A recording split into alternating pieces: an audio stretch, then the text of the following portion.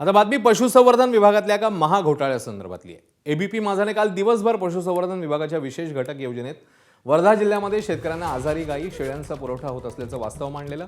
मात्र हे प्रकरण इथेच थांबत नाही। कोरोना काळात देशभरात लॉकडाऊन असताना गायी गुरांचे बाजार बंद असताना चक्क पशुसंवर्धन विभागाने गायींची मोठ्या प्रमाणात खरेदी केल्याचं कागदोपत्री उघड झालं। भ्रष्ट अधिकारी आणि पुरवठादारांच्या संगनमतामुळे घोटाळा झाल्याचं दिसून येत आहे। अमरावती जिल्ह्यातल्या बोरगाव धांदे या गुरांच्या बाजारातनं 24 मार्च 2020ला गायींची कागदोपत्री खरेदी दिसतेय। एवढंच नव्हे तर प्रत्येक गायीमागे पुरवठादाराला 40,000 रुपये दिल्याचं देखील दिसतंय। 24 मार्च 2020ला लॉकडाऊन होता, मग गायी शेळ्यांची खरेदी झालीच कशी? असाच प्रकार वर्धा जिल्ह्यात नेर इथे 20 जूनला गुरुवारी आणि 11 ऑगस्ट 2020ला मंगळवारी गायींची खरेदी झाली। पुरवठादाराला प्रत्येक गायीमागे 80,000 रुपये देण्यात आले। मात्र नेर इथे गायींचा बाजार शनिवारी भरतो, तर मंगळवार गुरुवारी खरेदी कशी झाली असा सवाल उपस्थित होतोय।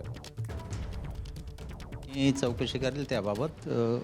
आणि लॉकडाऊन असताना तर बाजार सुरू नव्हते आणि बाजार जरी काही सुरू झाले असतील तर ते केवळ वर्ध्याचं झालेलं नसेल।